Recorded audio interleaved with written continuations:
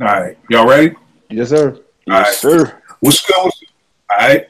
What's good? Y'all to the Apartment 5B podcast hosted by your man, Kill. I got my squad up here in effect with me. I got my brother, Nick. What's going on, fam? Ready to get it in. Ready for the topic. How y'all doing? No doubt, no doubt. I got my man, Vern, from the ATL chopping it up with us tonight. What's going on, Vern? Everything is love, man. Good to be here. All right. No doubt, no doubt. You already know us. Let's jump right into it.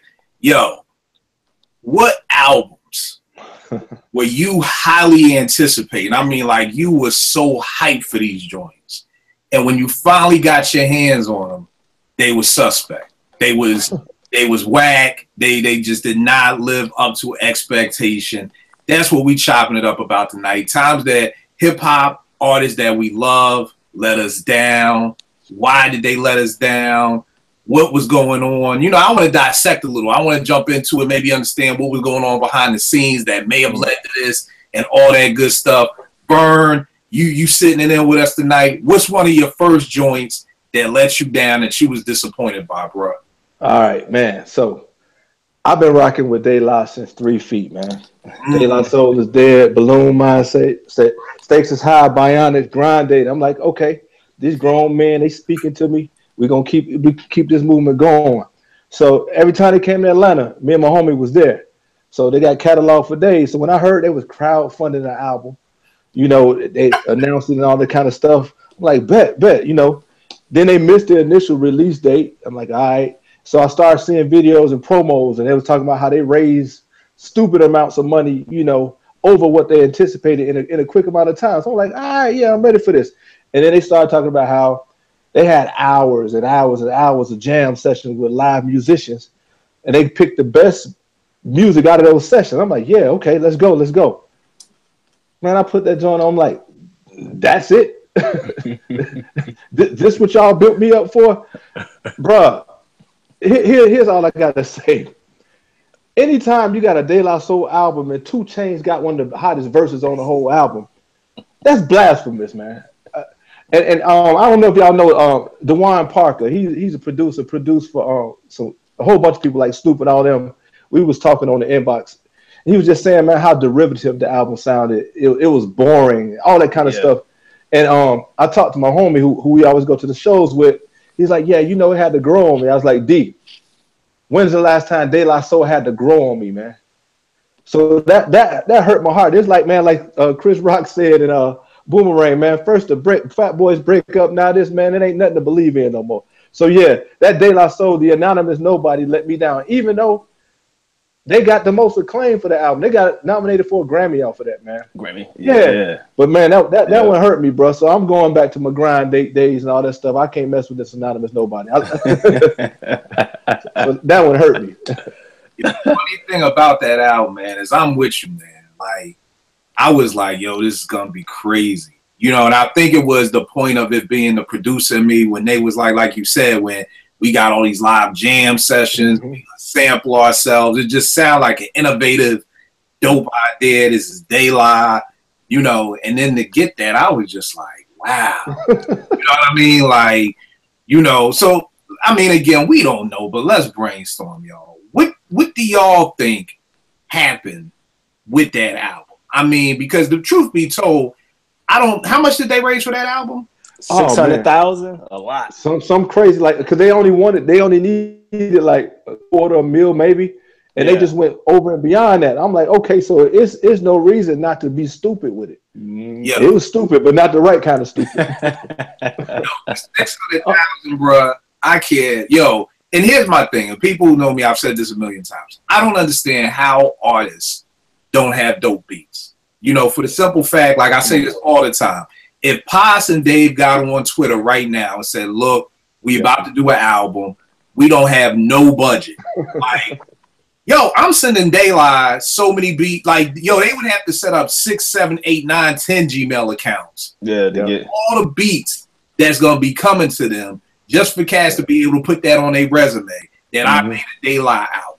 So the fact that you made $600,000 now, my man F always says he thinks they pocketed that money. Like they had to, like $590,000. But see, the thing is, those beats were tight to them. Like I believe they thought that sounded tight. Well, you know what? This is gonna go into another show, which is one of my things that killed hip hop: the death of the executive producer. Yes, sir. Yes, sir. Yeah. Me as an executive producer, them niggas would have hated me because I'm like, this whole thing hold back to the we start this ain't good. We ain't putting this out. But the whole jam session thing worked. That was the first sign that I don't know about this project. That worried me. I didn't get excited about that. Okay, I can see that because I mean I'm hearing some death metal blood. I'm like, man, what are y'all doing, man? I mean, it's country and western sound and stuff. And there was I couldn't find. I would say, Pain. I guess is the best beat. I guess with Snoop. That's the most energetic I heard Snoop in 40 years too. but I mean, bro, they disappointed me because I still hear Dave and them guest on different people's stuff. Man, they are spitters. They are spitters. That's the other thing. It seemed like they weren't invigorated with their rhymes or nothing, man. I don't know, man. Kill, you're right. We got to figure out what happened. I mean, I think it could be out of touch that they don't get it. Like Nick said, maybe they thought those beats was dope to them. I just don't understand how your ear changes because they produced dope beats. Yeah. So I don't understand how your ear would change. I don't know if it was one of those, we want to do some old Outkast type shit, do some different shit for once. We ain't got no label telling us what to do, so we gonna go do this. To be honest with that one, I don't know. And like you said, for it to be getting a Grammy, I think they just picked that out of a hat for a Grammy, to be honest with you. Because you know what? I think that was one of them, you get a gold watch. Right, lifetime achievement type of thing. There you go. There you go. Because I mean, that don't even register on the De La Soul pantheon of anything. For real, exactly. I feel you on that. Nick, which one you got, bro? Well, you already know where I'm going.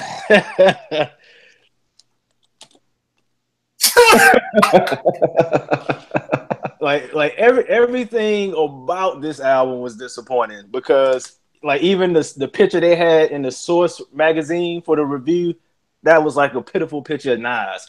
Like never in my life would I think Nas would make an album that bad. And following, he already had disappointed the Illmatic diehards with It Was Written. I love that album myself. The Firm album didn't turn out like we thought it would. I Am was a little disappointing, and then 6 months later to follow it up with Nostradamus, you owe me for real.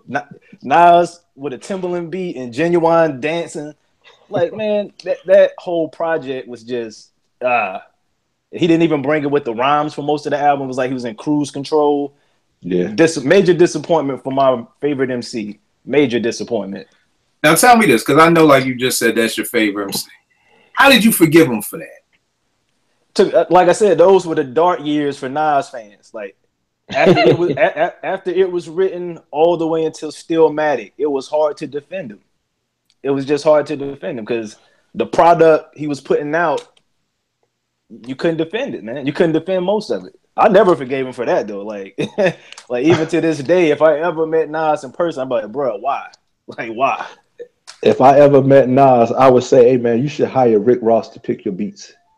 I agree. I think we had that discussion on Twitter. Yeah. But the thing with that is I've always wondered, because you got cats like Game and Rick Ross, who are not the dopest MCs. Right. But they pick dope beats.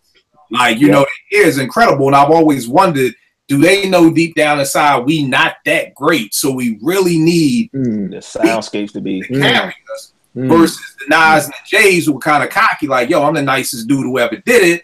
I don't need the dopest beat in the world. In fact, I want the beat to be more of a background singer type thing, because I don't need that. Because when you look at Game and Ross's era beats, it's like everybody said that. Like, yo, if like you just said, if Nas had Ross and Game beats, we talking 5 mic album after 5 mic album after 5 mic album. You know what I mean? But and the funny thing is, Nick, that you said that brings up another point, because MCs and people in hip hop are always saying about how rap fans are fickle. But when you're sitting there, it's kind of like, yo, you never gave up on Nas. Yeah, I still support. Like, you put it out, I'm gonna still buy it. Even though he Right. like we discussed, he got some duds. He got some mishaps in that catalog. Right. But according to the masses and artists, whenever they don't sell records, is hip hop fans are fickle. Whereas if that was true, then you would have bailed. You wouldn't have got Stillmatic. You want to, you know what I mean? So, you know, just a little thing to put out there. Y'all already know what my first joint is. I left it alone because I know it's yours. Nick already know Crimes of Life, man. Because that Crimes of Life, because that's truly what we started with. Because somebody got at me and was like, yo, you know, I read your article on your site about Beats, Rhymes, and Life suck. Like, yo, did you really think it sucked? And I'm like, hindsight being 2020, it didn't suck, but that was one of the most disappointing albums to me. I can see that. I mean, from the fact that they're coming off of Midnight, which is a 5 mic classic, to me, one of the greatest hip hop albums ever. You know, and I'm just thinking that they can only go up because that's what they've done. You know, People's Instinctive to me was cool. Then Low End, then whether Low End is better or Midnight is better, they were both there. They're both incredible pieces. Can't go wrong with either one. Yeah, Nah. With either one. And it was just like, yo, when I heard it, I'm just like, yo, when I heard Once Again, I was like, yo, this shit is not gonna end well. Right? yeah. That lead off was not good. Sounds like, how can we just redo Check the Rhyme? The beat was thin. You know, and for me at least, why it went down like that, and I talked about in that article, was too much was going on. Them dudes was getting pulled in too many directions. Fife was living in Atlanta. Tip had just converted to Islam, and we've said this before. To me, there's John Davis, Q-Tip, and then there's Kareem. You know, Kamal Farrar. Yeah, Kamal. Yeah, two totally different folk. Yep. So with Midnight, we're dealing with the Kamal, you know, and they were all going in different directions. You know, Ali was an A&R over at Quest. Then you bring in Consequence. Then you bring in Dilla. It was just it was moving pieces for something. And I always tell people, if you're used to making music, everybody being in Queens and everybody going down to the studio and doing all that together, like, that changes when all those pieces come into play, you know. But I mean, even at the end of the day, when I think about that album, Get a Hold, I love. The Jam, I love. Tip solo joint, I did. Keep It Moving is dope. Wordplay. Yeah. But again, 5 songs from A Tribe Called Quest, who I think is, again, at that point, is one of the biggest groups in hip hop. It's like, you know, seeing is, you know, that's like James Harden in Game 7 of last year's Western Conference Finals, where he just disappeared. Like, you expected Harden to come out and ball like this Game 7, you an MVP, woo, and that dude just disappeared. You know what I mean? That's what. So when I say it sucks, it doesn't suck, but I'm just like, yo, I expect more than 5 dope songs from one of the dopest hip hop groups ever. And the funny thing is, and I said this too, is think about it like this.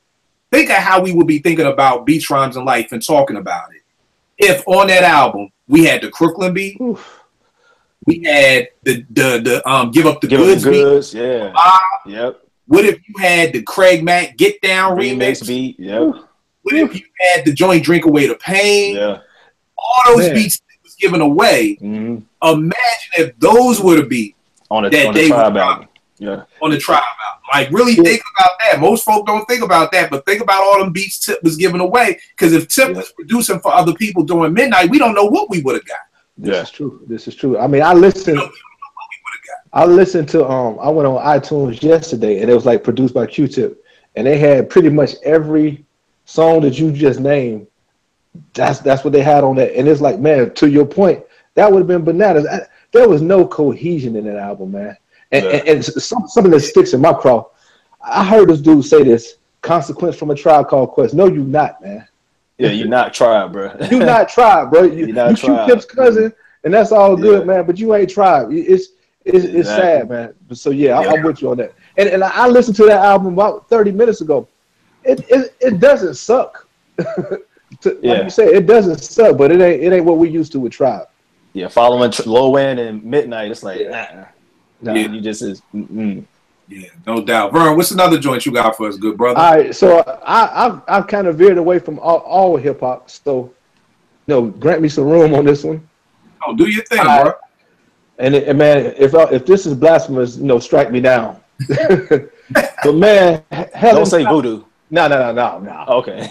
Helen Falashade, I do. You had us wait for 10 years after Lovers Rock.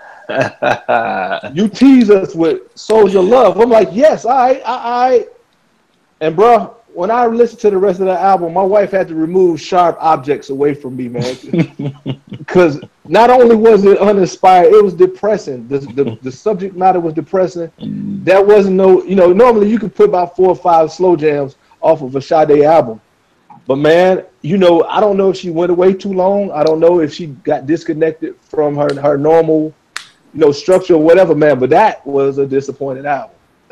Nah, I'm with you on that. And the thing is we ain't supposed to say that. You know? Yeah. Not supposed to say anything negative about Sade. Yeah. But yeah, bro. I mean, it was maybe 3 joints on there. Keep in mind, I always tell folk this: if that was not Sade, if that was anybody else, they would have been like, eh. But because it was Sade, and then it's almost like I was thinking, like, yo, that was the first time to my recollection that I could remember that they brought in somebody to remix a Sade joint when they brought in Pharrell for By My Side. See, that's a great point. Great. I don't even remember the album. I bought it. Yeah, I ain't even know she had an album out. I don't even remember it. You know yeah. This came out like 2010. 2010. No. Yeah. So I feel you on that. We got DJ Rec 1 in the place. Rec in the building. What up, Rec? What's going on, people? What's going on, fam? All right, everything good? Man, those Eckies. All right, bro. What's one of your joints, man? What's one of them albums that you was hyped for but disappointed you in the long run, man? Oh, hold on. Let me put my beer down. All right. So I'm gonna go with the J joint, man. We talked about it, I think, a week before it came out, and I was the only one actually interested in hearing what it was gonna be on. Nah, man, I'm not. After about 10 more listens after the show we did. The 444 joint? It's 222. Yeah. Mine is 222. It's 222. It's not, and it's not 22 twos at all. Like that was, I didn't do that on purpose. It's just not there, man. And being out here, they talking about he's coming out here in November, whenever, and I'm like, y'all go ahead and spend y'all money. He told y'all don't be out here wilding with the money. The credit is better than what you're doing. You go ahead and listen to the man if you want to. But nah, man, I'm just not. After about 5, 6, 7 more listens, I'm just not feeling that album, man. I'm really not. It's almost like somebody gave me a fake $100 bill, and I found that it was fake after the bank done took my money out the account, and I done got the overdraft fee. That's what I feel like. And the crazy thing about it, man, cats acting like Jay reinvented oxygen. Right. They always do that with him too. Yeah. Did you see the show yet? Did you watch that episode? Because Kill had like a 30-minute felt like rant about it. But his point was stuff that you don't necessarily hear people say about Jay. Because in my personal opinion, I think they scared. I think they scared to say stuff like that because it's almost like how you said earlier. It's almost blasphemy. How dare you say something bad about Jay, or how dare you, bring up a valid point that goes against what he says. Yeah. But yeah, man, that's my album Kill. I'm sorry, man. I apologize for 4. On late people time, man. Now the funny thing is the same thing. When it dropped, everybody was loving it. Oh my God, Kill, you don't love Marcy Me, and you don't love this. I'm like, cool. Like I was one of them. Cool. Like you heard what I said. The Dream didn't need to be on it. I mean, I'm like, it's a cool joint. I do like the story at OJ, but I can't hold you. I haven't played it. I told my man Jace this a while ago. I said I probably won't. Maybe ever go back to it. Like real talk. Like ever. Like. I knew about credit, I didn't his footnotes to kind of help. Right? So I didn't get reminded. So I mean, on some real, I don't ever see me really go. I mean, I may throw Story of an OJ on a mixtape somewhere. Right. Other than that, I can't really see me going back to that album. And like Bezo said, the album is so thin too. So yeah, no low end. Yeah, no knock. Yeah, it's like even that joint with what Marley is it? It's so many of them. Is it Damian? Yeah, Damian Marley. Like that's supposed to. He said there's so many of them. Rohan, is it? Steven, like 15 kids. Right, but like when that joint comes in, it's supposed to knock, and it's like nothing there. So I probably will never pop that joint in again. Nick, what you got up next, bro? Next up is.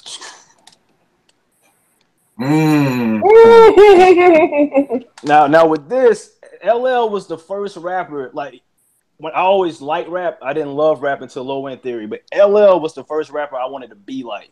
And I was like 10 years old when I'm the Type of Guy. The video was out. I remember seeing that video like, I want to be LL Cool J. Even though I know I'm the young guy, all the older cats didn't like Walking with a Panther. That video, I was like, I want to be LL Cool J.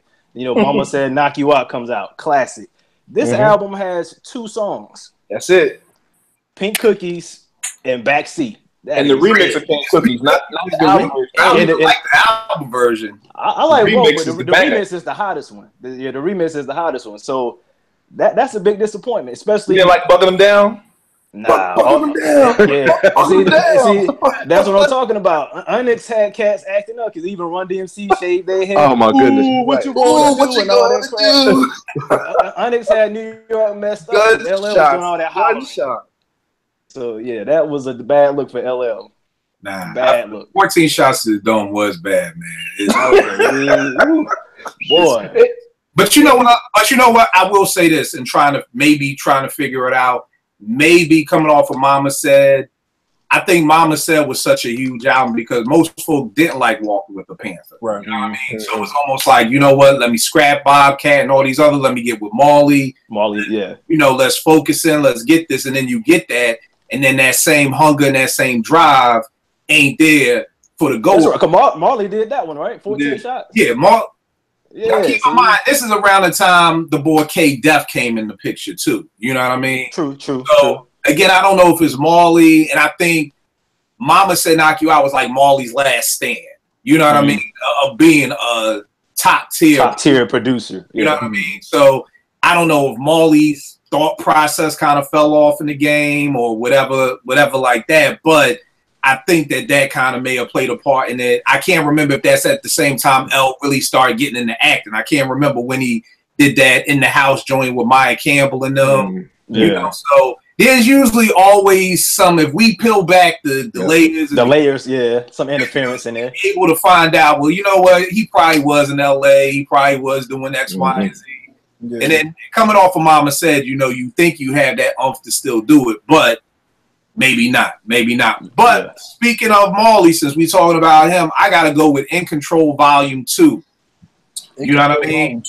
In Control Volume 2. In Control, of course, Volume 1 was with the symphony. With the symphony. And all that. So he had yes, that was trash. Volume 2. For Your Steering Pleasure, which was trash. But coming off the first joint, I'm hyped. I'm like, yo, Marley Marl in Control. To me, before Soul Survivor, that was my favorite producer album. You know what I mean? So I'm hyped for this joint. I'm like, okay, Marley back in the cut. We got the symphony. We got the Symphony Part 2, which was trash. You know, anything with Little Daddy Shane, Big Daddy Kane. You can just go ahead and just throw that one right on out. Little Daddy Shane. Let's get that thing right there. You know what I mean? It's almost like maybe In Control Volume 2 was mixed in with 14 Shots to the Dome because it was after that. You said mixed in. I don't know, but you see Rec was like, what the hell is Volume 2? Like, nobody even remember it, man. It came out. I didn't remember it. Like it didn't even come out. But coming off of Volume 1, I was hype as hell. Before I was a Primo dude, I was a Marley dude, so I'm hyped for this joint. And that joint crashed and burned quick, fast, in a hurry. So that's that. Rec, what's another joint you got, bro? All right, so we doing just period, right? Because I did for the year. No. Period. All times. Oh, all right. Lady of Rage. Hip hop in 2017, but Lady of Rage. I got some 2017 joints though, but Lady of Rage, man, I expected that album to honestly like do something. And next thing you know, Dre's leaving, and it just everything went south. And that album, I don't even count Afro Puffs as a joint on there, man. Like that album did nothing. There was nothing on that album that even constituted them releasing it. I think they released it just to have something to release to shut her up because she had been on the label for so long with no release. No release. Like, all right, yo, we're gonna go ahead and drop this off for you. That joint was trash, absolute trash, and I think that she deserved better than that because she's tough on the mic. But yeah, we want to talk about all time like disappointments that I'm 20 years, 20 years. I'm still upset about that. Yeah, because she never was able to recover. Yeah. I think it's one of her. We know her now as Baby D, and I mean that's funny, that's cool and all, but you know the kids don't know that she was nice on the mic, like real nice, and all you know her for is a fat chick who like cookies with cream in the middle. Crazy though, because I mean, you said yourself that just with Death Row falling apart, you know what I mean? I think it always happens when you have one producer who's trying to produce for a whole camp. You know, like with RZA, like it's like because they had Daz. But Daz wasn't getting his just due. There's stuff that Daz had to go back and sue them for. Exactly. To where they was like, oh shit, Daz produced that, and everybody else would be like, yeah, man. Give me 20 seconds real quick. Got you. I always hear this stuff about Daz being this incredible producer. I already know where you're gonna go. I know where you're gonna go. I don't. I'm curious. I know where he's gonna go. He's gonna be like, why they can't do it without Dre. I already know because I hear that. I always hear Daz. The Chronic and Daz produced Doggy Style and Daz produced all of this. But then when it's time for Daz to produce his own stuff, it's not on that level. So, I mean, I just never, like, when people will be like, yo, Scott Storch did such and such for Dre, I could believe it, because when I hear Scott Storch do his own stuff, it's dope. With Daz, I'm like, yo, it's just not adding up. It's almost like back in the day when Tribe used to say produced by a Tribe Called Quest. I used to always think Ali did the beats. Me too. Me too. Where the DJ was the producer. Yeah. But once I started hearing Tip's solo production and hearing Ali's solo production, I put 2 and 2 together and was like, it ain't this nigga. It's that. Hey, Kill, you know what it's like? It's the cat that's busting. He got I'm gonna just pick some players. He got LeBron and he got Westbrook on the same team. So, dude, you the third option. You should shine. But then he go get that big contract. Get his own squad. His own squad is like, where you at, bro? That's what I'm perfect example of that. I used to call him Peter Pan, Steve Nash. Peter Pan.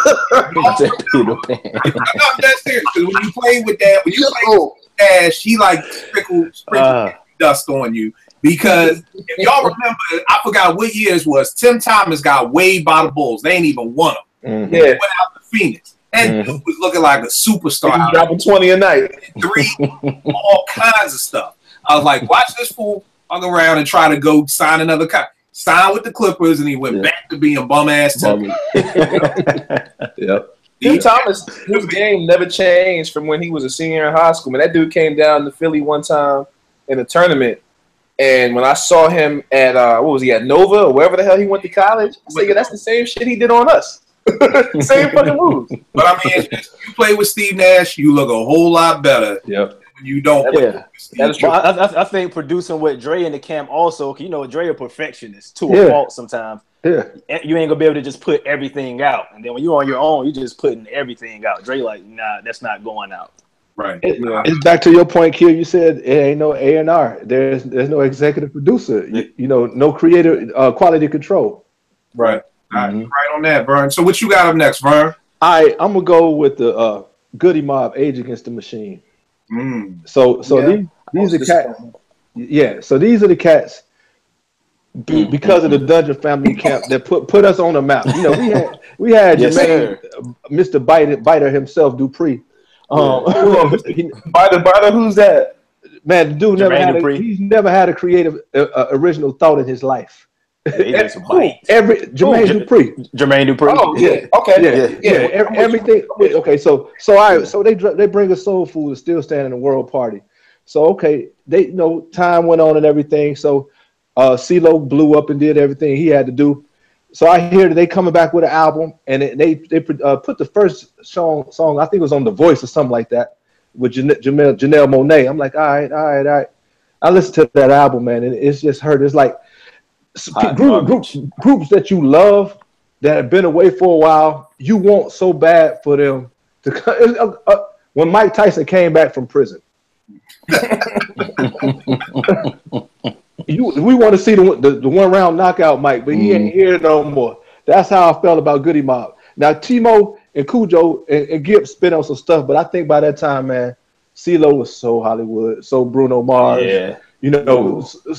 so Niles Barkley. What was that song that I fell in love with a white girl? Yeah, that was a song on the album. It's called.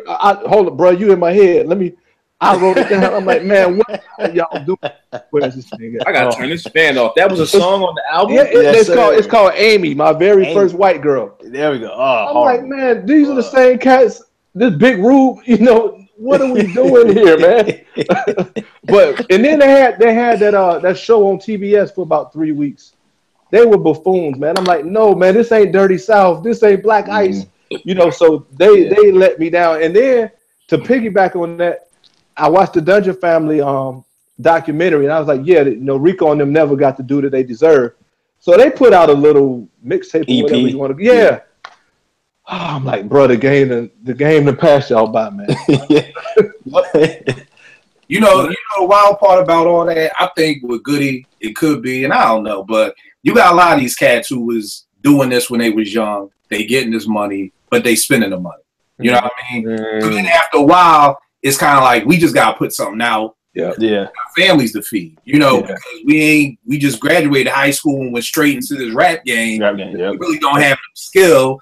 I can fall back on. I can't be Timo or whoever from the Goody Mob and be working at T-Mobile because then that look crazy while CeeLo over here doing Gnarls Barkley type thing. So you kind of just keep putting music out, but your skills may not be where they once were. But it's like with Mike Tyson, I got debts, I got baby mamas, I got stuff to pay. It's kind of like I gotta take this fight just for this money. I don't even want to fight no more. But it's all I know how to do. Yeah. I know I'm not as nice as I used to be, but if these fools gonna put up X amount of $1 million, I'm gonna have to do something. I think it's that, and then with the Dungeon Family, with the Organized Noise EP, I think the hard part is they ushered in such a sound, an original sound that people have now taken to another level. Like there would be no Justice League without Organized Noise. There wouldn't be a lot of producers who are able to blend live instrumentation and boom bass. Yeah. At the same token, and I just think, like you said, it's just like a little bit is y'all are out of touch, or it could be those dudes were so original that you're trying to come up with a new original style that just ain't meshing right now. You know what I mean? Because they were so ahead of their time with the stuff that they was doing. You know what I mean? But the other piece is that the stuff they was doing was dope. So it's like you were ahead of your time and it's dope, and now you're trying to be ahead of your time again. Because that joint went nowhere. When word got in it, they got it. I was online looking for it, scrambling, and I'm listening to it. I'm like, oh, nah. Yeah. Nah, y'all just got dusted off some beats from '99. I don't know if they did. Like I was saying a lot of times, I'd rather you dust off the old joints. Yeah. Right. Loop up something. Play me something that Cash was supposed to spit on the second album that they turned. I'd almost rather that than the new music that you're putting out. You know what I mean? So, but I definitely feel you on that. Nick, which one you got, bro? Oh, right where he was at. Like that Goody Mob album though, I consider that like CeeLo and Friends. That was like CeeLo went to the forefront, and they were, for real. Like all the time, it was like CeeLo was in the front. But I went another Goody Mob album. I went World Party. World Party, yeah, I agree. And I'm gonna tell you why. It's not a bad That's album. the joint with I Get Rich to This. That's pretty much it. Yeah. Now, following Soul Food and Still Standing, which are just great albums. Like Soul Food is my favorite Dungeon Family album. Like Outkast is my favorite group from the Dungeon Family, but Soul Food to me is the best album. Good point. World Party was like a blatant attempt at crossing over. I don't know whose idea was it, but they had like joints with like TLC, and they were trying to make radio hits instead of just being Goody Mob. Yeah. And it's not a bad album because there's some heat on there, but compared to the two albums that came prior to it, it just didn't stand up, in my opinion. Is it worth checking out? Yeah. It's a few joints. It's a few joints. Because after Get Rich to This, I was like, yeah, nah, this is shiny suit shit. I'm cool. Exactly. That's exactly what it was. Like when Bad Boy took over in '97 and was selling them records, you could tell who was like, damn, why we can't sell no records? Yeah. And that's what they tried to do. They tried to cash in, and it's not for everybody. And you know what the hard part is too, man? Just looking at it from that is that hip hop is ever changing. And I think one of the things that we kind of never talk about is how when we talk about the 80s and the early 90s being such a golden era, we never really talk about that. Really at those times, especially in the 80s, record labels didn't know what to do with it. That's right. So it literally was like a hands-off process. Like imagine if, I'm sure each one of you have a job that you know how to do. Now, you may not do it the way you want it done because your supervisor is telling you to do it a certain way. But imagine and I know for me, I would do my job a lot differently than how I'm told to do it. You know what I mean? And I'm saying all that to say is that when you don't have a record exec telling you about hits or selling records or any of that, and it's kind of like, yo, this hip hop shit is new, just kind of do what y'all do. This is why we got the De La Souls is 3 feet high. Right. That's why we got It Takes a Nation. This is why we got, Strictly Business, when the engineer didn't even know how to do rap. And it's like, it's a very innocent time versus, to me, after, NWA came out with Straight Outta Compton, it kind of was like the record label saying, oh, okay, so cursing a lot is the where, like I said, G-Rap's album, no cursing, first album, G-Rap's second album, every other curse, every word was a curse. Talk like sex. Curse word. So when you start to look at the game like that and see how you're constantly trying to keep up, I look at MC Lyte going from, Eyes on This to freaking Roughneck, Yeah. That was blatant. Times are changing, and now you have a label, as you could say, your supervisor in your ear saying, no, don't do your job like that, because now we're not about helping kids. We got to get these numbers because we got this grant that we wrote that we need 80 kids for, so we need you to get these numbers. Versus when it was like, Kill, just help whatever amount of kids you can help. Just do what you do in the hood and do it. You get under, the more money comes in, the more parameters get put on your job, and you're not always able to do it the way that you wanted to do. If you in a call center, it's like you got to get 100 calls a day. It's like, well, I'm not really being a good customer service rep because we don't care about that. We just want these numbers. Numbers. That's what happened, I think, with the record industry is that after a certain point, it just kind of was like, Goody Mob may have been on that cover like, yo, man, fuck this shit. But at the end of the day, we under contract. I'm not trying to get sued. I'm not trying to owe this. They probably already never recouped from the last album, so we already know the label. Yeah, we know how Arrested did. Yeah. So that's the hard part too. With hip hop always changing, that was the messed up part. The next joint I'm gonna go with is Phrenology from the Roots. I still never listened to that album. What's on there? What's on there? Break You Off is on. Yeah, okay. Gar is on there. Rock with Chiz on there. The thing about this, for me personally, Roots and Tribe Called Quest have followed a very linear path, in my opinion, for me at least. I wasn't a big fan of Do You Want More. I wasn't a big fan of, People's Instinctives. They were good albums, but I weren't fans. Now, when Low End came out and Illadelph came out, it was like, these are my niggas now. And then when Things Fall Apart came out and Midnight came out, I was like, these dudes is really, this is it, And then when Beach Rhymes and Life came out, Phrenology came out, it was like, it was like Titanic. And I remember being so hyped for this. One Soul was playing the whole album the whole day before it dropped. And when Star came on, I was like, yeah, this is it. And that was it. That's it. Right. That's right. That was the first song. The rest of the day, I was like, damn, like, you know, say something, right?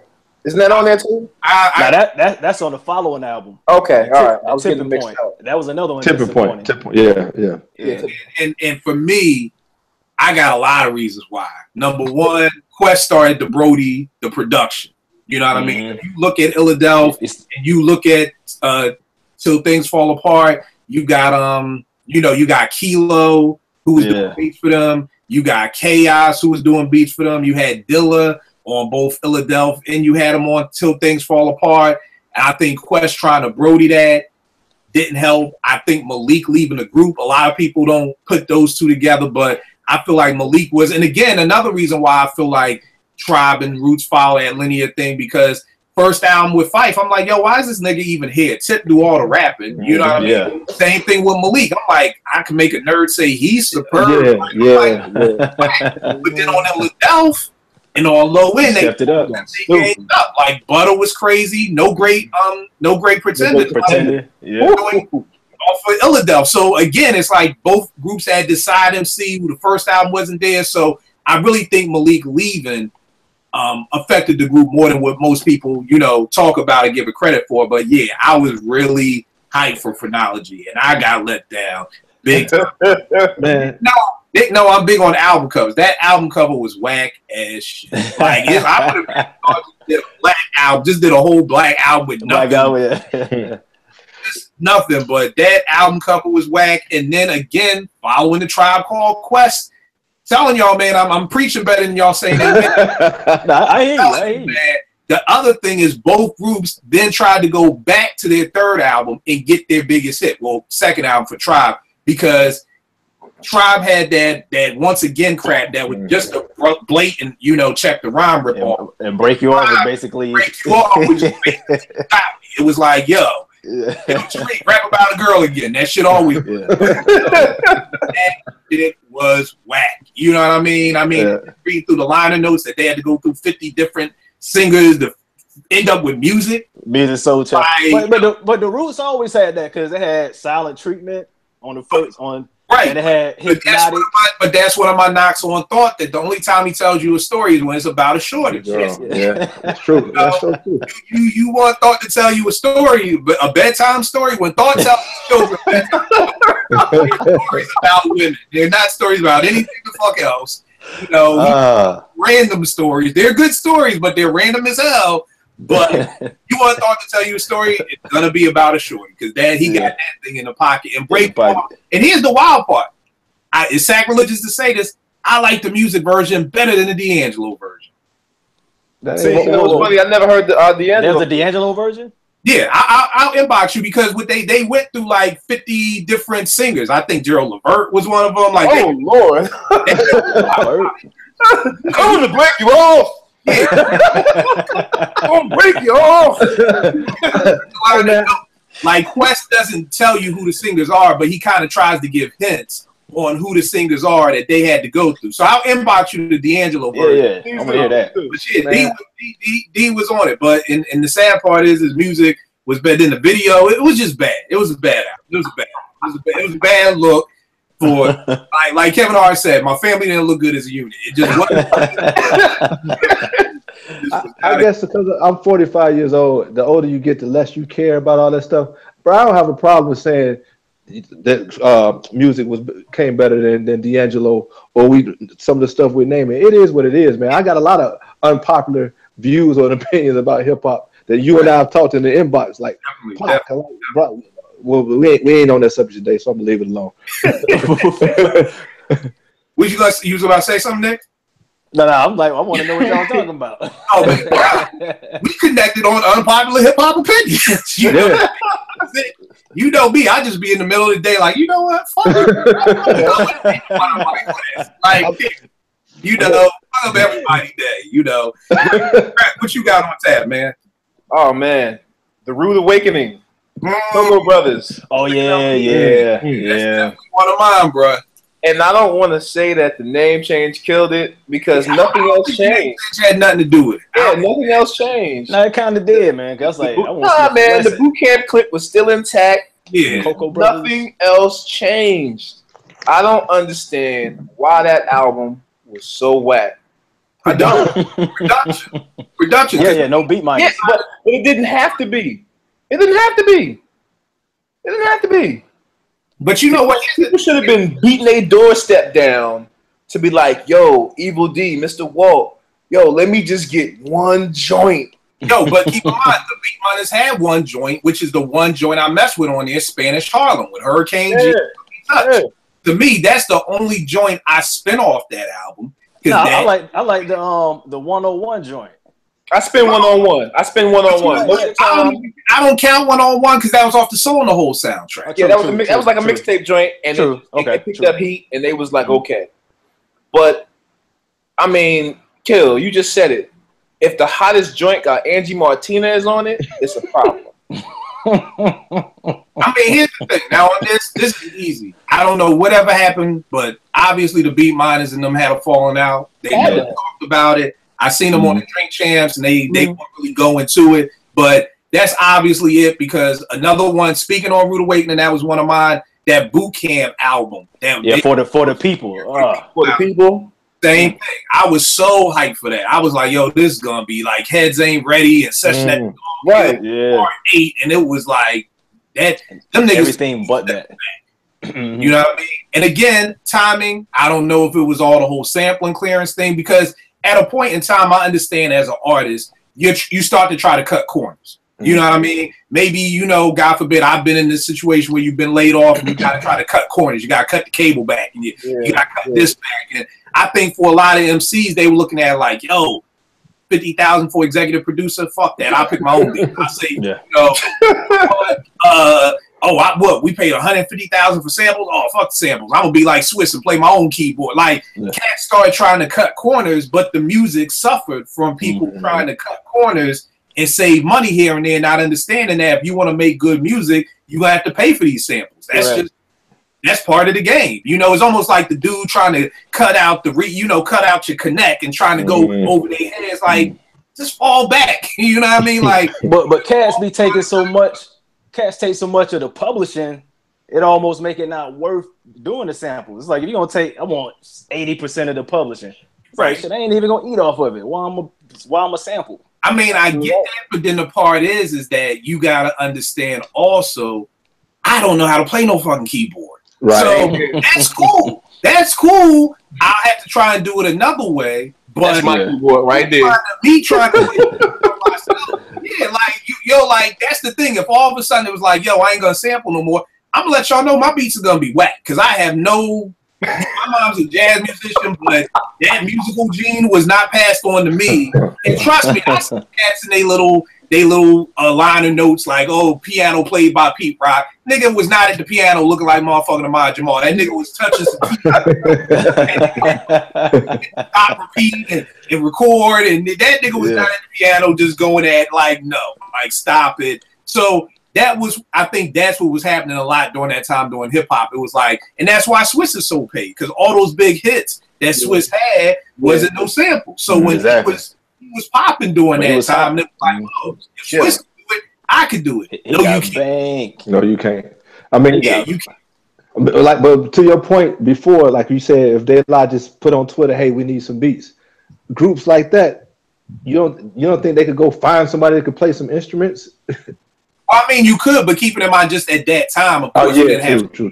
Yeah, and that's what I'm saying. Had they done that, they would have risked they probably wouldn't have been able to come back from it, because that's not what they was known for as a group, to go and get something to where there was instruments played on it. They was known for that gritty, that grimy. Yeah, because when I want to flip over the table, I put on like that's the Super Tims or Bubble Goose, like when you stuff like that, you know. The thing is why I always said with Organized, they were always the dopest to mix the two, in my opinion. Yeah, because Organized could give you that. I always said "Do You Want More" was light in the ass to me, and not as far as the content, but just as far as like the drumming, the live drumming. I could hear this was live with Southern Playalistic and ATL, and I never got that.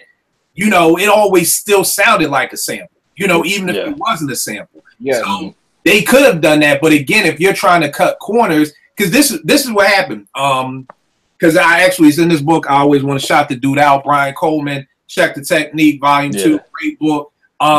They were talking about the Shining in Here, and when if y'all remember, they did the remix to Recognize, and it uses the Grover Washington, Just the Two of Us. Yep. And what happened was, he was like, nah.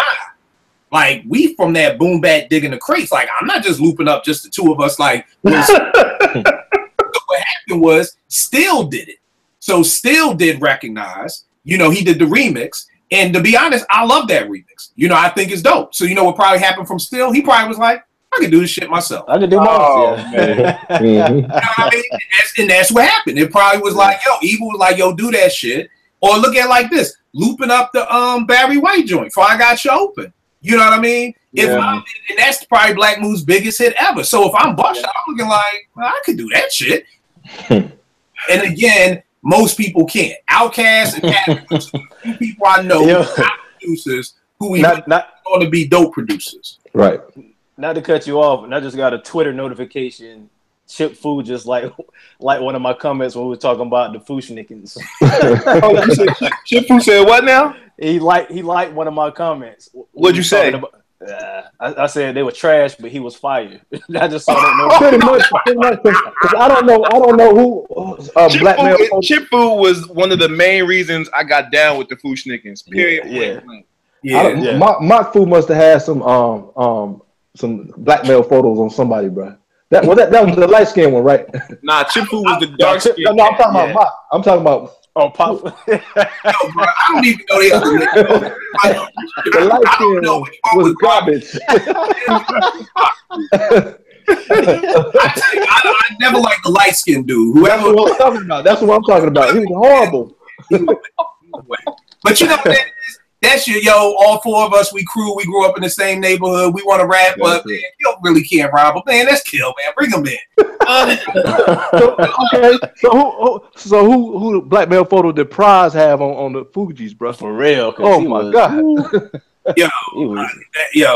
That's a whole nother show. People who their own thing. Maybe that's the next show. Who did not belong and how? You know what? Hey. There you go. Write it down. We gotta do it. All right, Frank. Who you got next, bro? Oh man. So Vern, Nick, y'all gonna love this one, man. Concrete Law, Backbone. I love that dude. That 5 Deuce 4 Trey. I still play that to this day. If I'm early in my club sets, that thing come on, it hits. It's nice. And he kills it. Yeah. Concrete Law was terrible. Yeah. I don't know what happened. Terrible. He got me amped up for something that I thought I was going to hear. And that was Organized Noise too. Yeah, but it was like they did those beats, a lot of them. No, but I'm an Organized Noise fan, man. I love Organized Noise. 20-second timeout. Who are we talking about? Exactly.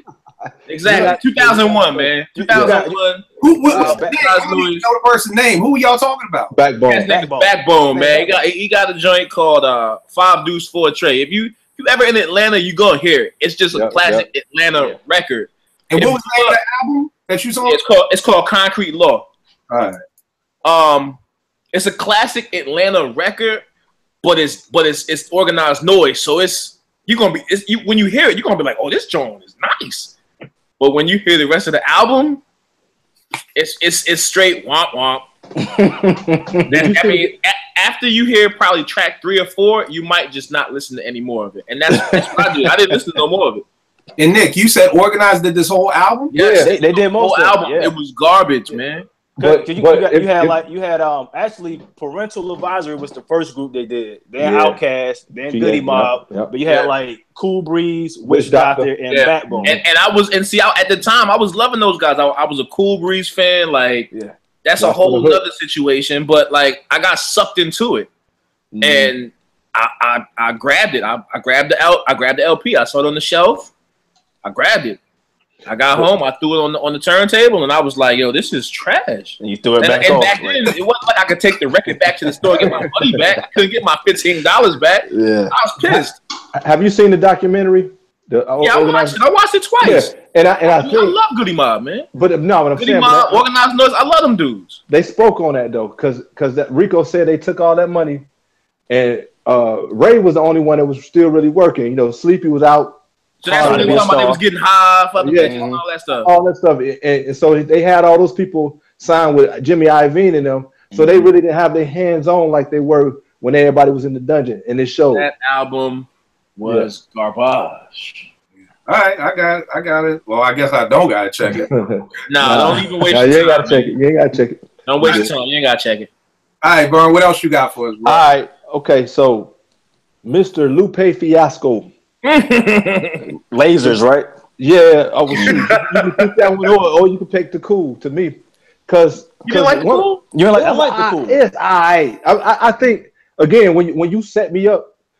Correct. Because the Food and Liquor album, man. Yeah. Dude was spitting. Yes. I mean the double entendres. My favorite Lupe Fiasco song of all time is "Just Might Be Okay." I love the double entendres. He was kicking and all that stuff.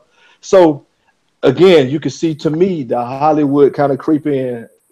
The more we get, and then Lupe started feeling itself, man. And if you follow this cat on Twitter, I stopped following him because it's like, dude, do you really believe the garbage that you're pushing out, man? You know, I think it's a sign of a lot of people, man. Like for Nas, for instance, you have nobody in your camp that be like, hey, bro, you sure you want to do that one? You know, exactly. You sure you want to put that one out? Yep. I think nobody is in Lupe's ear like that, and so he just off on tangents, man. So, like you said, I could go Lasers, but I just picked the Cool because coming off of Food and Liquor, I was expecting a lot more. I get you. Yeah. All right, no doubt, Nick. What you got next, man? So you did the other. We have the Tribe debate all the time about the worst album, so you know where I'm going. Oh yeah, I had that on my list. Yeah. This joint right here. For it to be the final album. Which one was that one? The Love Movement. This joint was so uninspired, bro. Like when I heard Find a Way, I was actually excited. Like, oh, this like classic Tribe, the beat banging. So excited. Tip and Fife got the back and forth chemistry. Mm-hmm. The rest of that album, bro, it's like, caca. Oh, all right, man. We gotta have out. What? All right. Like Q-Tip sounded like he was kind of like he mailed his rhyme. He mailed the rhymes. You know, Fife was already on the decline after Midnight Marauders. Like he busted his load on low end. He said he was on the decline already. It was like slowly going down. Like he was talking about Benji like elbow macaroni on beats, rhymes, and like he just got worse on the Love Movement. It's just like decline. You know the funny thing is, I'm looking at this now. So I like Started Up. I don't like that. That's the one that boom, that happy ass beat. No, I don't even know what the hell that because it started like and then the beat come in and I don't like that. All right, I like Find a Way. I like the Booty. I like that one. I like Stepping It Up. I don't like that. That's what Red and Red and Bus. I don't like that. I like It Like That. That one was cool. I like Common Ground. That's the one with the kazoo sound and shit. Nah. Kill, you like that album, Kill? Kill like that album. No, if I gotta pick this or Beats, Rhymes, and Life, I'm going with this. Well, shoot, I mean, I like Pen and a Pad, and I like The Love, and I like that last Posse cut, Rock, y'all. Now, the stuff on here that's trash is trash. Like his name is Muddy Ranks. Yes. What I got? With the ABC, if I was Nori really loves Queens because I would have been like, nah, bro. I'm not. I think it was because it was Tribe, man. Yeah. That would not have happened any other time. Had anyone else come calling, that fool would still be in Left Rack City. Yeah, I really think the same way where we're like, you can't go wrong with either low end or midnight, I'm like, you can go wrong with either beach rhymes. I'm like, bad. Yeah, as far as a bad. Play me the scenario remix and then get out my face. Yeah. Like, they knew they had to save the day with that. But I just hate it because people try to give Dilla a bad name for those joints, but Find a Way bangs. Like, all day. Yeah, like, so I don't think it was there. But even for Dilla though, those aren't like his top beats. Like if I'm like, what's my favorite Dilla beats? Find a Way might be the only one from that album that I'm a list. All right, now I feel you. I'm gonna give a couple because I there's a lot of stuff that let me down throughout the years. Can I do one more? Can I do one more? One more. 99 was a bad year because you had Nas, right? With I Am and Nostradamus. Yeah. And then my boy right here. Pull that back, son. Trust me, bro. Popularity? Oh, that was on there, bro. Yo, my homeboy did some beats on that album. Let me tell you this. You don't need to be print no more. You need okay. That's something. Put it this way. Unless I did Sneakers, because the only song I liked was the Pete Rock joint on there, Sneakers. Sneakers, yep. I wouldn't even claim that. I wouldn't even put that on my profile. No way. I'd be going to everybody's house like, if you got a I can't even say the fucking thing. A mobilarity, yeah. I'd be trying to get out your liner notes to scratch my name. Oh, like, damn. I'd be like trying to go to each anybody who got it. But I'm sorry, Nick. Go ahead on that. No. I just had to mention that because that was like 99 at the end of the year as well. 'Cause like Nostradamus and that album came out like maybe in the same month. So you talking about heartbreak? Like, geez. Like, god dang. We gonna end 99 like this? You wasn't singing You a Big Girl Now, man? You wasn't singing? She a big girl, man. Clarity joint, man. Only built for Cuban links. You're coming off of one of the greatest pop albums ever. And if anybody could ever say production plays a huge part, it's just that is the case right there, bro. I mean, outside Sneakers, like that's the only thing that even remotely sounded or felt, and even to me, Sneakers didn't even feel like Only Built for Cuban Links. That was like the only dope beat to me. Yeah. But yeah. And see, the sad thing is, he made us wait. You waited 4 years for that. Yep. You waited 4, like Gangstar made you wait 4 years for Moment of Truth, and you like it was worth the wait. You waited 4 years for that. It's like, bruh, come on. Yeah. And the funny thing is, everybody forgave Raekwon, and it goes back to when it's almost, and I forgot what album it was on. Maybe it was There's a Dark Side when Red says something like, "You always want to sell out, then you want to use the underground to come back." That was it. And it's like, is it then hardcore niggas that rap? Yeah, but it's like after you put that brick up, then you want to hit us with the this only built for Cuban links too, or spring clientele too. Like every time that they drop the ball and they fuck up, then they want to try and hit us with the we coming back with the AZ Do or Die part 2. Like, with the real. Yeah, just go part 2. Just do it. Because they did the Blackout part 2 and it had nothing. It was nowhere near Blackout 1 at all. They like a nigga messing with a girl's emotion. Like they always mess with her. Like, I'm calling it Stillmatic, and they'll think it's Illmatic, and then they'll take me back. Like it's like you always gotta come. This the blueprint too. Like this is gonna be. And they never, Only Built for Cuban Links 2 was a very dope album. To me, if they would have shaved some off, it could have been a 5-mic album because there's some bangers. Yeah, there's some heat on there. There's some heat on there. Yeah. You had like 24, 25 songs. Much. Yeah. It's a crew effect. We was talking about that the other day with the crew joint. They had 25 songs on there, 11 skits. You don't need the skits. Trim some of the skits. Trim some of the tracks. You know what happened? You got to put the album. But for you, what happened once that CD came out and it was like, we can get 80 minutes. 80 minutes? Yeah. It was like, yo, we want to use all 80. So we just going to put 13. We'll put everything. Hits. We putting intros, outros. We ain't leaving nothing on the cutting board. And that was one of the things that messed it up. Some of the joints I got up, I got The Truth by Beanie Siegel, his first debut album. Yeah, wasn't that great. I got to go back, Kill. I honestly never really took that in. Yeah, don't take it in. It's not that great. The follow-up. Reason was better, but all right. The only thing The Truth had on it was the one song, The Truth. Like The Truth, the Kanye joint. The Kanye joint. Other than that, like all the hype of Beans and You know, the stuff from him on the Roots and the stuff from, you know, the joint that was on the Belly soundtrack. Yeah, the show joints, the joints from not the show, but the soundtrack joint. Yeah. It was like, yo, I'm waiting for this. I got it. It was a dud. Memphis Bleak, I know it was better. Yeah, true facts. Another joint, I know a lot of people swear by it, but it just never did it for me. The Beastie Boys, Paul Boutique. You know what I mean? Yeah, you said that before. I'm coming off of License to Ill, so I'm coming off of the Rick Rubin sound. And keep in mind, we talking 88, 89. The source ain't even out yet. There is no social media, so I didn't know that they was leaving Def Jam and Rick Rubin. You know, I'm just buying a new Beastie Boy album, expecting to hear something that sounds similar to License to Ill. And when I didn't hear beats like that and rhymes like that, it just didn't connect with me ever. Diamonds, Hatred, Passion, and Infidelities. Oh God, that's the album with him in the orange cover. Yeah, he's like this. Yeah. I don't know why it's so whack. You know, coming off of Stunts, Blunts, and Hip Hop, I was like, yo, this thing is gonna be, you know, crazy. And that was a 5-year gap. Yo, I've never heard that album. Me neither. You ain't missing nothing. You don't. I mean, you ain't missing a lot. They had the projects. They had No Wonder. I mean, there were joints on there again. It wasn't a whack album. True.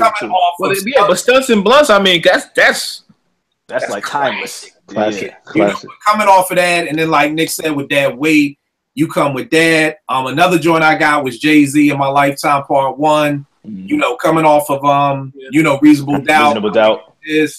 I'm hearing this shit with Blackstreet and Foxy Brown and Babyface. Like, to me, that album was half.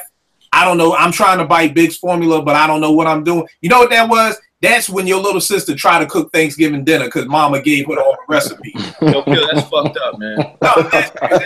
You know the J fans coming for you. Oh shoot, dog! He had a song with Blackstreet. Come on, like hey, listen, you said Babyface. I ain't mad at you. As you say, I ain't gonna hold you. You right. Yo, I agree with you. He was trying coming for you. Formula, but he had no idea what he was doing, and he said that. He said he didn't get it until after that. Jermaine Dupri, Money Ain't a Thing. It was like after that I kind of got how to do it. So this was your sister in the kitchen trying to cook Thanksgiving dinner, fucking up everything. Because half the album is dope. You got Imaginary Players, you got Friend or Foe, you got best stuff on it. You know, Streets is Watching, Where I'm From, but then the other half of the album, you know, is just like, yeah. So that's like when Big Mama getting old and she can only do half the thing. People gotta come in and do the other half. Keep Neil Long's ass out the kitchen, huh? There you go. Anytime Bird made the food, it was like, because the volume 1, he started off with the with Premier, the 1,000,001 Questions, Rhyme No More. Exactly. But it's like the rest of the album 2 bricks back to back. It's like that Blackstreet track, and then I Know What Girls Like. Like, bro, how you gonna put that back to back? It was back to back. I know a lot of people I was talking to Vegas. He preferred this. I wasn't a big fan of Pooh Bah's 2000. You know what I mean? It wasn't bad. I liked it. I liked it more. It was too long. Liked it more than the first one. Yeah, and see, I like Real to Real. I'm just figuring out a lot of people didn't like that. I like Real to Real. I wasn't feeling Helter Skelter's second album. I don't forgot the name of it. They had a second album? Magnum Force. I don't forgot the name of it. I didn't know what it was called. I got my notes. I just got Helter Skelter second. I don't even know. It's trash. There's a lot of people. Live instrumentation playing. It was. A lot of people's second albums will make this list. I got the Black Moon second album. Black Sheep. Oh yeah. Yeah. I don't even count it as a second album. That shit was so bad. And Black Moon too. They took a 9-year gap. No, again, I get it. I like the album, but I feel you that it wasn't the follow up of what we was expecting. But that 9-year gap definitely wasn't helping. This is gonna sound crazy, but this was a very dope album for people who didn't hear it. Kid and Play's second album. I'm not saying the second album was dope. I'm saying the first album was dope, but the second one was whack. You know, Most people who never heard Kid and Play will probably be like, Kid and Play, yo, Do This My Way and Getting Funky. And man. Kid and Play had some bangers. Like Herbie Lovebug was. They had the Air Max Jones on. Remember the Air Maxes? See, man, cats get revisionist history, man. We know good and well back in 87, 88, 89, we was grooving to that stuff. Yeah, all day. Yeah, all day. I always tell Cass, this is how you know some good old fashioned hip hop. They got the Jordan 3s on. I can remember looking at the back of this album cover. They got the Benz, they got the Volvo, they got the Five Girls. This was a dope album cover right here. You know, this is back in the day when a Volvo was hot. You know what I mean? Well, bringing up Kid and Play, you know, Kid was the dude. Don't even talk about it. I heard. Bruh, that broke. Don't get a day for that shit too. Wait, I missed it. I've been off the radar. What happened? What's the fat dude? Fat Fedora? Jason Whitlock. Jason Whitlock. He had like a Colin Kaepernick. That was Kid. That was Kid. Oh man, You got donkey today for that one. I'm like, bro, why would you do that? You know what? He probably got his rent paid for 2 months. So Probably. I have to say I ain't mad at him. I am mad at him, but you know, it comes to I also got Walking with a Panther because I felt like that again. I felt like that was L doing what Jay tried to do because every other song was a slow jam, and I'm like, yo, like you got dropping them, which I love, and then you coming back with the One Kiss Goodnight. I don't even know what that shit was. Mike Geronimo's Vendetta. I thought this was. You already know where I'm at with that. I thought this was gonna be dope. Coming off the Natural. Now when you saw that Nothing Move But the Money video. Yeah, and then the only joint on there, Clarity with Immobilarity, one Pete Rock joint, because that Pete Rock joint that was fire. Was crazy. Yeah. It's like Pete was in his bag, like, I'm gonna just save these whack albums from being I'm gonna give y'all little stuff because that was crazy. And again, Funk Your Head Up, Ultramagnetic MCs. For people out there who know me, I love Critical Beatdown. It came out in '88. It was one of the first albums that made me want to make beats, give the drummer some funky, cool keep cool housing things. That Funk Your Head Up was whack. The only thing that was on there and it really wasn't on there was the Papa Large remix. That was to this day. That was on Funk Your Head Up that I felt was dope. Bird, do you have any more joints, man? Yeah, I want to ask y'all what y'all think about Lab Cab California after Bizarre Ride. I'm Bizarre Ride all day. Yeah. So that wasn't bad. It wasn't bad, but it wasn't Bizarre Ride. Yeah, so that's not at all. That's one of my Southern brothers. That's one of mine, and I'm gonna throw another R&B out there because we've seen this formula before. Classic group that kind of hit a cold spell, hooks up with Flavor of the Month producer, whoever. New Edition when they hooked up with Puff, we knew that was terrible. Oh yeah, that was terrible.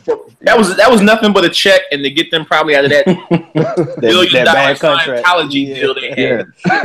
Yeah, I mean it's like taking a '66 Mustang and putting chrome on it with some hydraulics and 24-inch rims. Man, a classic is a classic by itself. Classic. You ain't got was that the joint with Hot Tonight? Hot Tonight was the banger.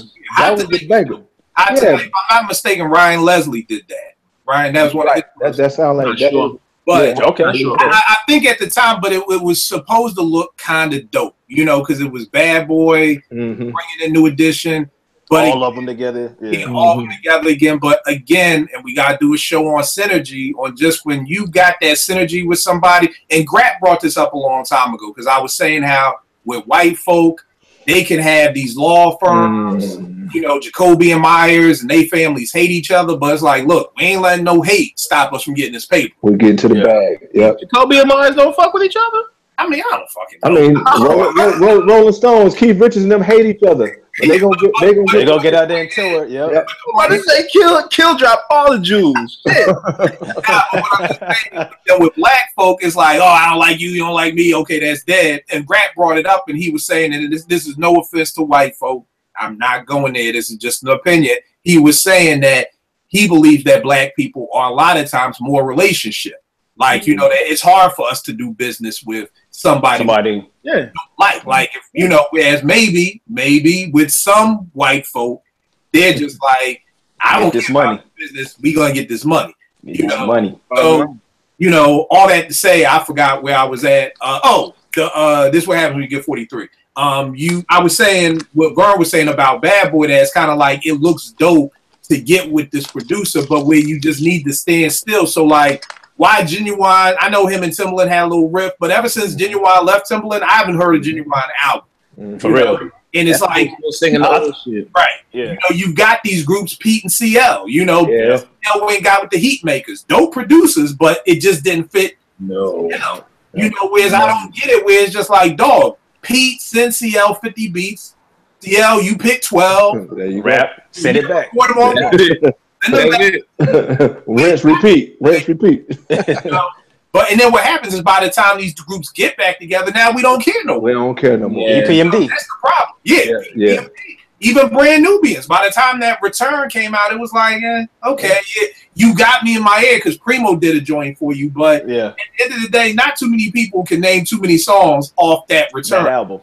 You know, because you waited too long. We had two brand new albums, and two Puma solo albums.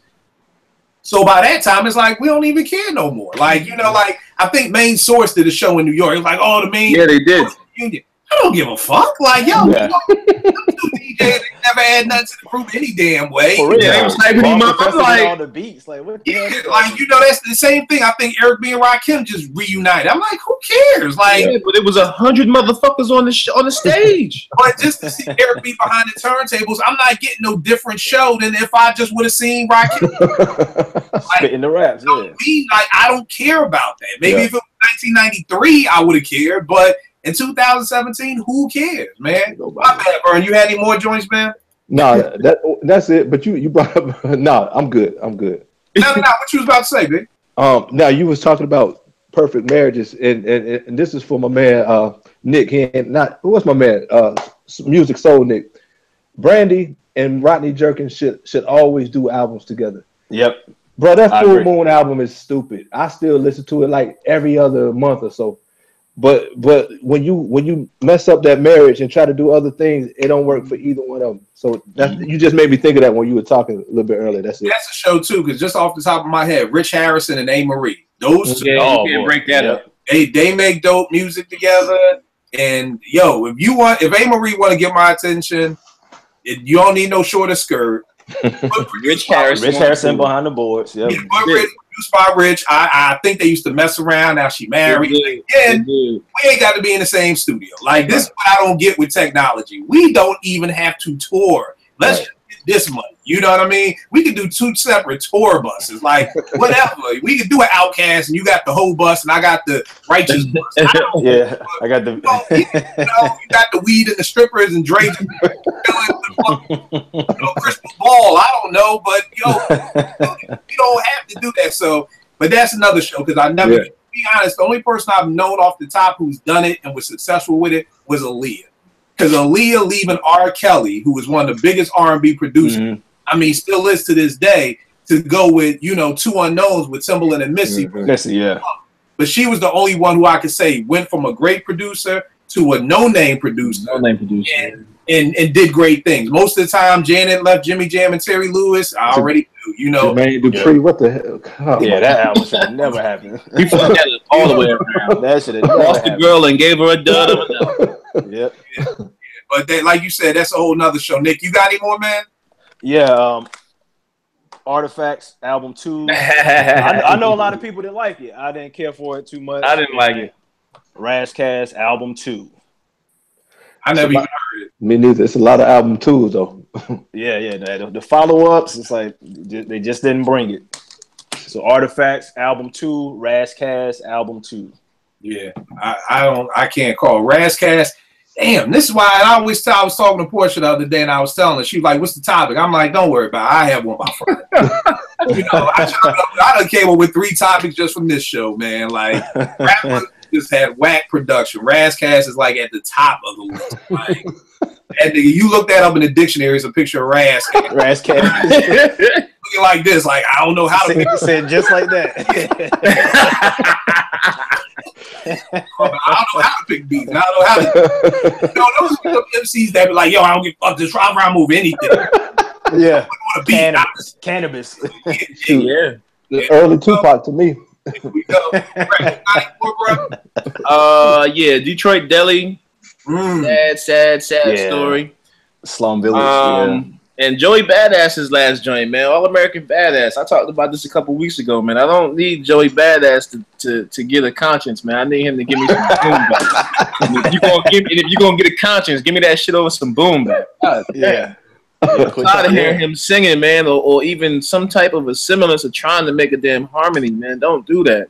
Trying to get his J. Cole on, man. But you know what it is, bro? It goes back to that 50 Ja Rule beef where 50 is dissing him for singing, and then next album, that's all. His biggest hit is 21 Questions. Yeah, and it's like, yo, everybody diss Drake, like, oh, he too sensitive, and he too this, and then he's singing all the time. But now J. Cole sing more than he rap. You know what I mean? So it's almost just like people diss it, and then they just realize, oh, this is what people want. Okay, And then the hard part, same thing with the NBA. You got so many cats now who are worried about their brand before they even have their game right. It's the same thing with hip hop. People are so, I could get this brand, and I could be the Toronto Raptors ambassador, or Wale is the Washington Wizards ambassador. You have all these people trying to get their brands before they even making dope music.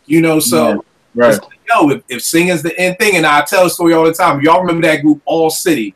Great Valentine. Not the big dude, but like the small one. They came through the radio station when the actual first drop. And it's funny because dude was like, yo, I sing.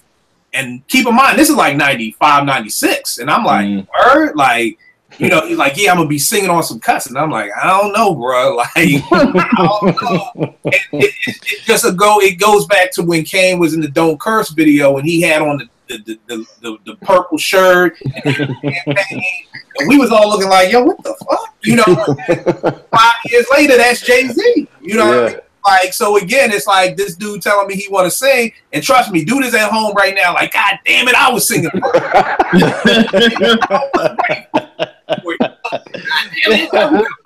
supposed to be me up there on Saturday Night Live, not Drake, So again, I don't know if it's the time. It is the time. A lot of stuff is just about time. And I went to a hip hop show when MOP jacked me for that beat, and Big Sugar was singing.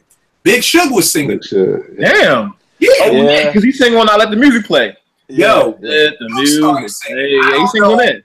I don't know if this goes back to when fame was like rappers want to be actors and ball players, and now rappers want to be singers and singers. I don't know what the hell's going on. Nah, but I actually remember Guru talking about Gangstar and Big Sugar always was a singer before he rapped. Yeah, but he sound like he smoked 1,000 cigarettes. Yeah. It's not good singing. I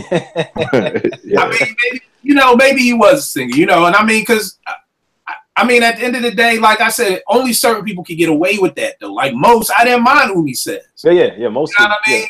So if it sounds dope, I don't mind you doing something different. But I guess the problem is one, sure, most always looked at most as like one of those like weirdo Howard dudes, like Howard dudes. Not tough, but you're not gonna get, you're not a punk.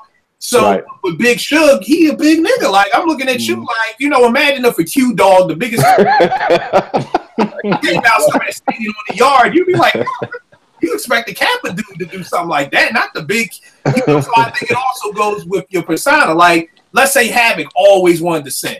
Do we really want Havoc singing on the next Murder music? Like, nah. Like, dog, you have to do a Guru and just go solo and do your jazz stuff over here. Like, you're gonna be like, yo, this is Havoc. This is not Mobb Deep. This is, I'm gonna call it HAV. That's my R&B name. And I'll come back over here to be Havoc again. I don't mind you living out your dreams, but when you try to mess your dreams, and that's why I love Gangstar, because it was like, yo, we tired of this jazz shit. Like, Guru, if you want to do that, go over there with that shit, and then okay, when you buying a Jasmine Taz, I'm not expecting to hear Mass Appeal. I'm not your ears are ready for what you want to get. If you brought Jasmine Taz, you knew you probably get one premiere beat, and the rest of that shit, you ain't know what it was gonna be. But it was dope though. The first two. The first two was dope. After that other stuff, he lost me. Yeah, but I think that's what made it good. Because imagine we wouldn't be speaking of Gangstar so highly if Google was trying to do Jasmine Taz on a Gangstar album. And a Gangstar album. No, you can't do that. It can't be done. But I'm just saying this is what people are trying to do, and they're messing up their brain. Like J. Cole, if you want to sing, BCOLE, you know, and that's my singing thing. And then when I want to rap, I'm J. Cole. Like, I'm with that. Like, but when you try to mesh the two together, you're going to mess up your discography, which is, like I said, why I always saluted Gangstar, because they were one of the people who were able to say, like, Guru, live out your jazz dreams. Like, nigga, you think you fucking Donald Byrd, go over there and be Donald Byrd, you know, but don't bring that Donald Byrd stuff over here. You know, when you come over here to do Gangstar, we back in D&D. Like, get your life right. When we found out how old he really was, it made sense, though. Yeah. I just didn't know. I didn't know. Yeah, at the time, I was like, I found out this nigga was like almost 50 when he died. I was like, damn, this nigga was almost older than Chuck D. he was 53 when he died. Wow. Yeah. So I was like, damn. It's crazy. Now, here's the thing. Any pleasant surprises that y'all had no expectations for? Not saying it was dope, not saying it's 5 mics, but it was just a pleasant surprise. I got nothing. I had to search hard. I got a couple, and one of them might be controversial. All right, so I'm going to acknowledge that Good Kid, Mad City, Kendrick had the goods, but I just wasn't losing my mind over it. Like my brother, I'm like, dude, okay, he's good. But when I heard To Pimp a Butterfly, I'm like, yeah, okay, I'm rocking with this. And I think for me, it was the musicality of it. You know, with Terrence Martin and Kamasi and them, they killed it. Then my baby Layla Hathaway was on 2 or 3 joints. You know, I'm a stand for her. But so To Pimp a Butterfly was a pleasant surprise for me. And I was about to, and I might get hit with bricks today. I was about to put Damn on my disappointment album. Disappointment list. I was just about to ask you what you feel about it. and you know, I had to talk to 2 of my best friends who I respect musically. And I went back and listened to it today. I was like, you know what? It's cool. But coming off of To Pimp a Butterfly, which is my favorite as well. Yeah, it's like, whoa, this is a total spinoff from it, but it's a pretty good album. It's just not that. So I would say To Pimp a Butterfly is one that I got on a pleasant surprise, and I got 1.5 more. I'm a tribe head, but they let me down so many times. Then Q-Tip makes Amplified. I'm like, man, what is you doing, homie? so I buy the Renaissance. This is going back to niggas who want to sing. Yeah. I buy the Renaissance. And at first, when I listen to it, I'm like, man, this is a dope album. It's one of my favorite albums now, you know, because I had to really take it for what it was and take all the expectations, Kill. You talk about take all the expectations out and let it be what it is. So those are 2 of my pleasant surprises. And the third one, I hired my daughter to drive me around this summer, and SZA grew on me. I like her. That's a chick from TDE. Yeah. That album, that's a good album. So those are my 3 pleasant surprises. All right. It's funny about the Kendrick thing. I was talking with my young boy about him, and I'm like, the hard part with Kendrick and what I like about him is that he gives you something different every time. So it's so hard, you know, to kind of pencil him in. You kind of just got to come with an open mind with him. Like, you got to have a Men in Black moment with him, like To Pimp a Butterfly, because they wanted Good Kid, Mad City, you know, but that's not where he was, you know, and, you know, then people were ready for Good Kid, Mad City, and then he kind of came with Damn, you know what I mean?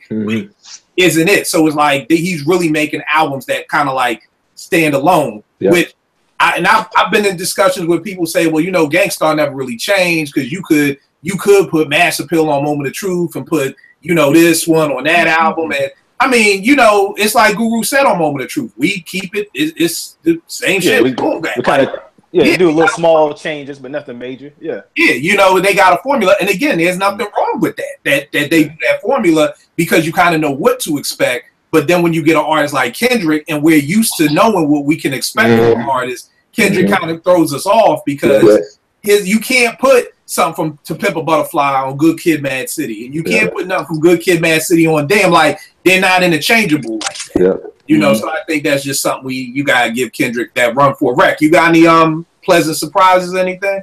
Yeah, man, it's funny. He said To Pimp a Butterfly because Good Kid, Mad City was a surprise.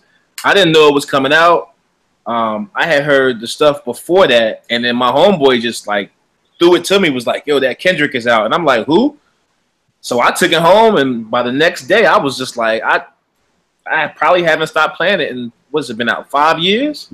Yeah. It's one of my all-time favorite albums. So it was a total surprise to me because I didn't know it was coming out. I didn't know anything. It just dropped for me at least, and my homeboy just handed it off to me. So that was a surprise for me.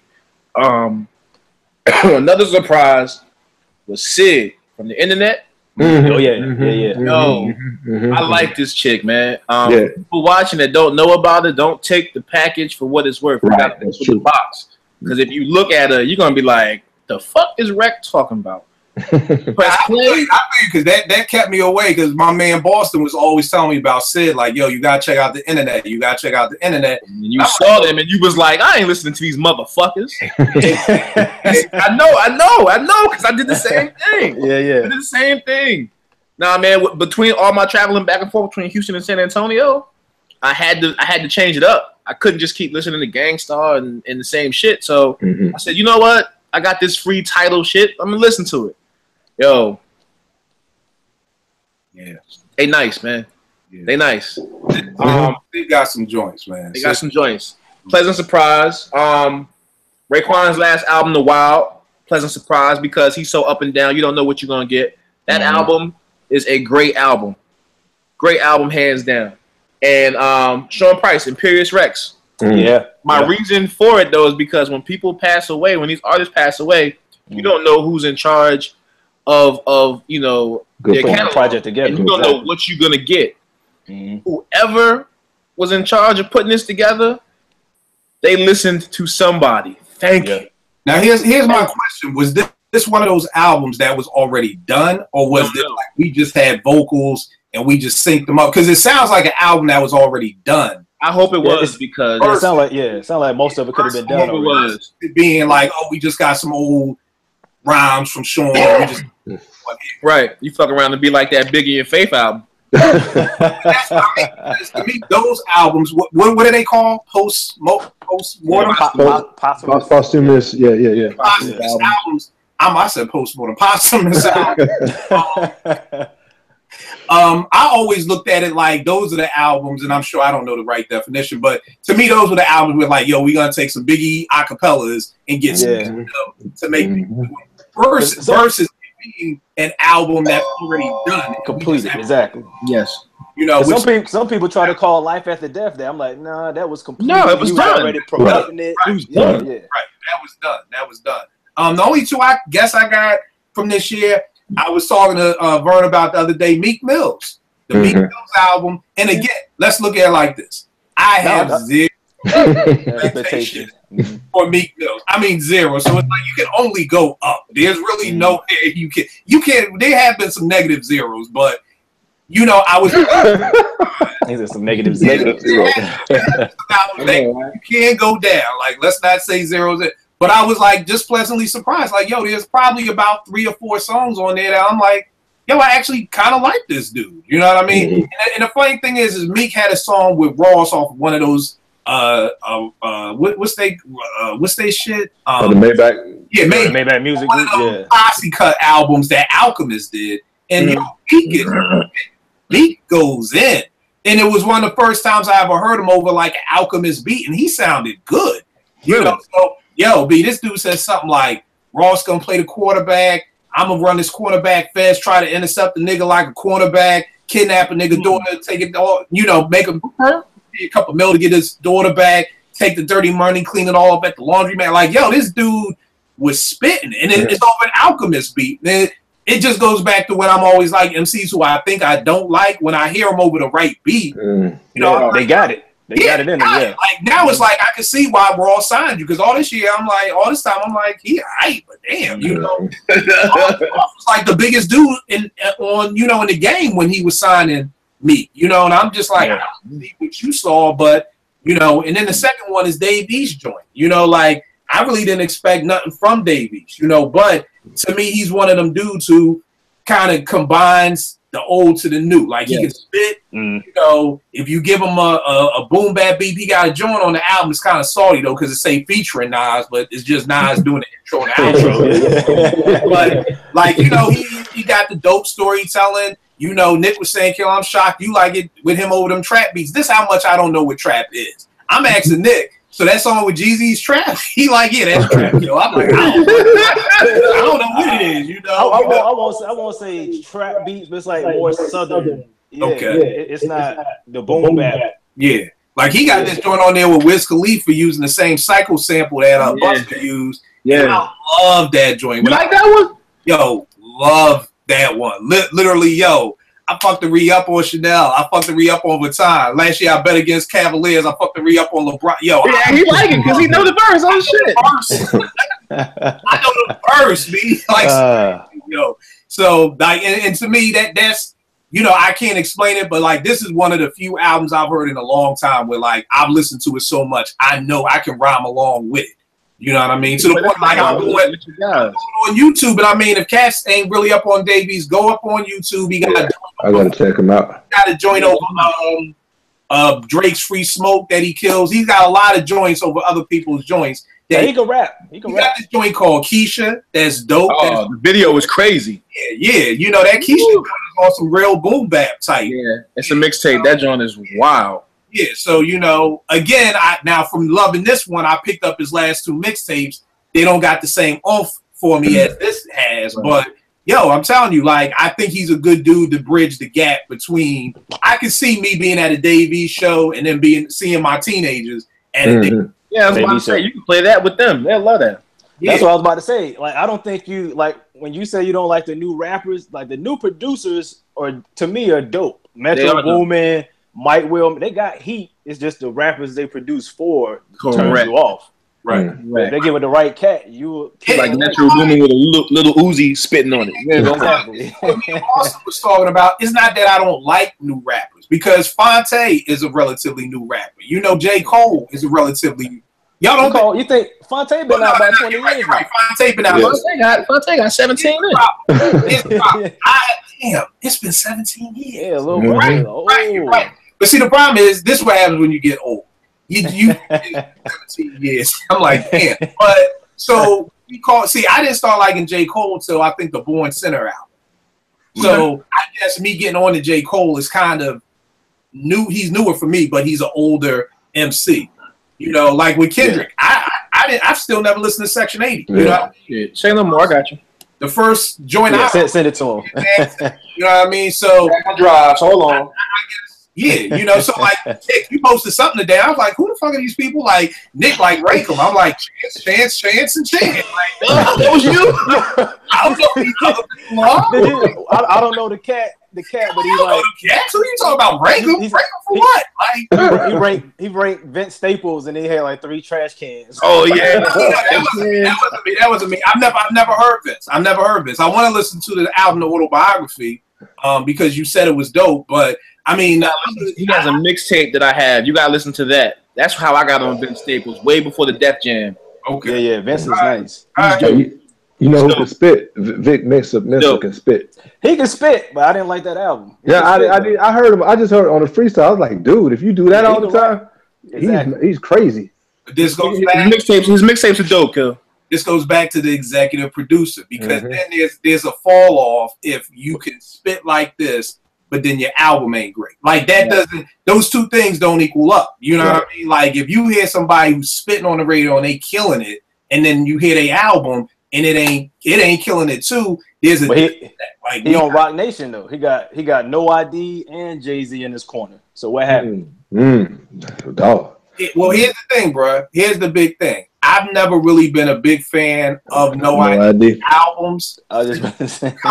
Since he became executive, I haven't been a fan of none of that Big Sean shit. I wasn't a fan of that Common album about Chicago. Nobody's smiling. I was going to say that was some of my disappointments. Common had like 2 or 3. Yeah. Oh yeah. I didn't. UMC. I didn't even bring up Electric Circus. So yeah. But I think that's the thing. So even though you got No ID and Jay, I don't know if Jay's a dope executive producer. Like it's like with Phil Jackson. Just because you're a great coach, don't mean you're a great GM. Michael Jordan. Yeah, true. You go. Like, you did 2 totally different jobs. You know what I mean? Just because I can make beats doesn't mean that I can sit here and help you come up with the right track listing, or, and I'll do that with my artists that I'm working with. Them niggas will be like, yo, just put it in order the way we recorded it. I'm like, nah, like, fall back. Like, yo, you know, I want to end the album with some excitement. So let's start the album with excitement. Let's kind of bring them down and bring them back up. Like, everybody doesn't know to do it like that. Like, I've literally been in the studio and Cash just be like, put in whatever order you want, like whatever. And I'm like,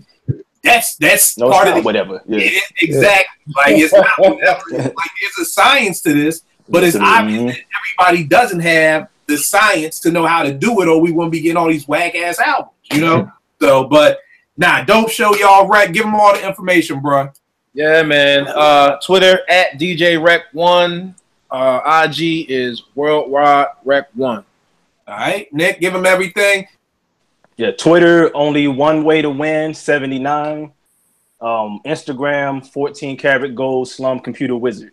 And y'all need to follow Nick because he's gonna keep you on your toes. Yo, is that what that is, Nick?